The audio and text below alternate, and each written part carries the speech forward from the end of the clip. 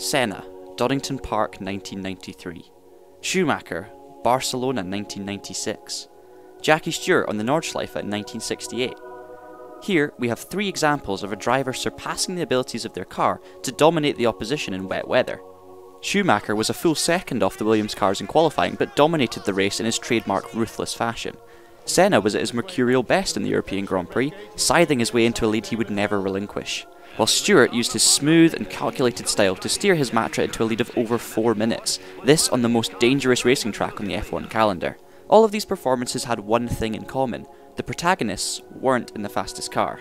It's generally believed that wet weather is the greatest leveler in motorsport, with the fastest cars not necessarily able to extract their maximum performance. It's the driver that makes the difference.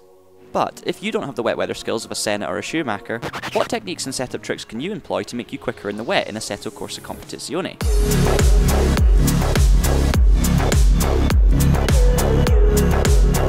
ACC features dynamic weather, from simulating light drizzle that causes a greasy track to full-on thunderstorms flooding the circuit and washing away the hopes and dreams of GT drivers everywhere. Let's start with tyre choice. Wet weather tyres should always be used when the track is either wet or flooded. When the track is green, fast, optimum, greasy or damp, then using a dry setup with dry tyres is still optimal. However, if the rain is still getting heavier and the track is damp, it's a safe bet you're going to need wet tyres very soon, and it's also worth bolting on a wet setup. Unless you're mid-race, obviously. Then you're just going to kind of have to deal with it, I'm afraid. I'm melting in this jacket, I'm going to have to take it off. Naturally, tyre pressures play a key role in extracting as much performance as you can from your car in changeable conditions. Trying to keep these tyres in the wet weather sweet spot between 29.5 and 31 psi is crucial.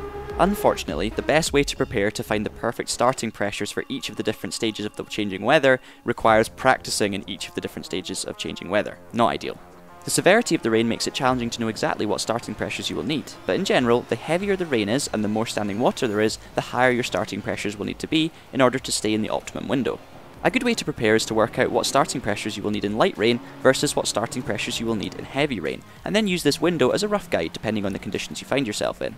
If you don't have the time or patience to prepare, I'd recommend just trying your dry pressures on your wet compound tyres. This is usually a decent starting point to work from and shouldn't be too far off the mark. The classic mistake people tend to make is hugely increasing their starting pressures. Many do this because the optimum wet pressure is much higher than the optimum dry pressure, a full 2 or 3 psi, so it sounds like you can just bump up your starting pressures by 2 or 3 psi and away you go. But this isn't the case unless conditions are really bad. Normally, wet tyres tend to heat up quicker and increase in pressure more extremely than the dry compound. Let's talk setups. If a race is expected to be dry but with little sad rainy patches throughout, then your best bet is to stick with your dry setup.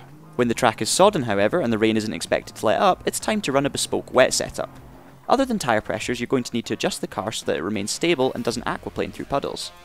Raising the ride height will help prevent aquaplaning and give your car a more rearward biased aerodynamic platform, which will, in turn, ensure medium to high speed stability.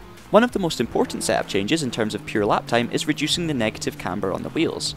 Essentially, this helps the tyre stand up, maximising the tyre tread area on the track, increasing grip and traction.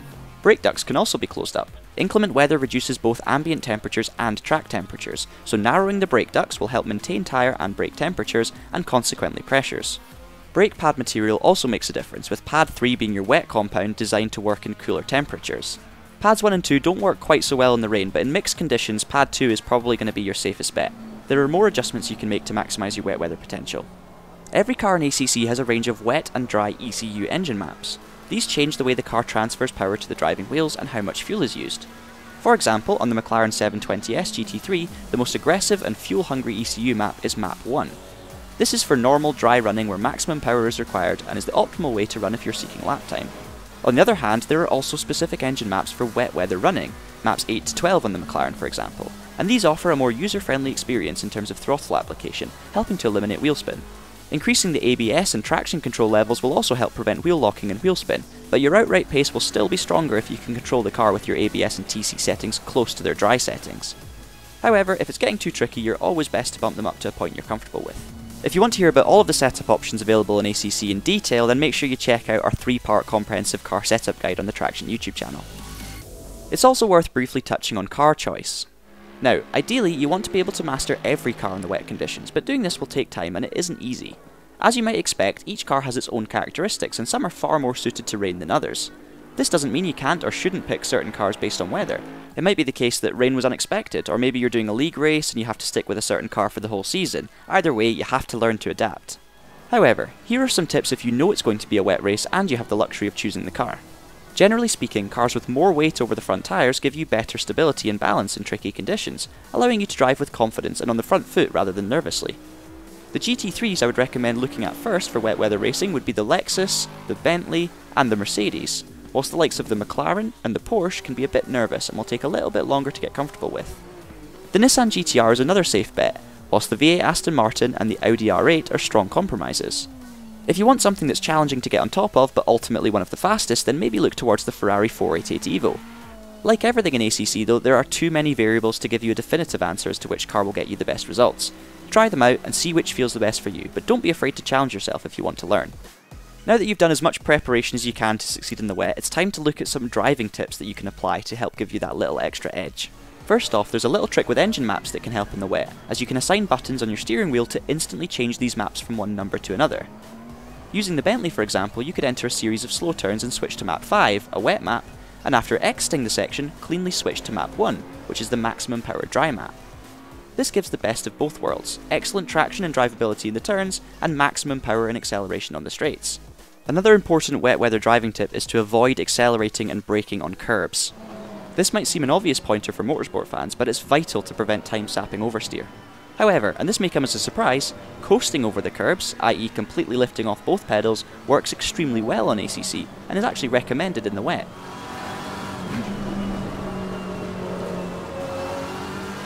The developers of ACC have always claimed the implementation of wet lines, which is the phenomenon of the dry racing line becoming extra slippy when wet. However, in the past it was often the case in wet weather that following the normal racing line was still the best way to drive. More recently, in a late 2020 update to be specific, changes were made in an attempt to make this whole concept more realistic within the game. Let me explain it real quick. The synthetic rubber often used in racing tyres is made of raw materials derived from the likes of petroleum and oil. What does this mean? Well, essentially, the rubber being laid down on the racing line by all of the cars begins to dissolve, so to speak, when it rains, and this extracts the raw materials from within the rubber, such as petroleum and oil.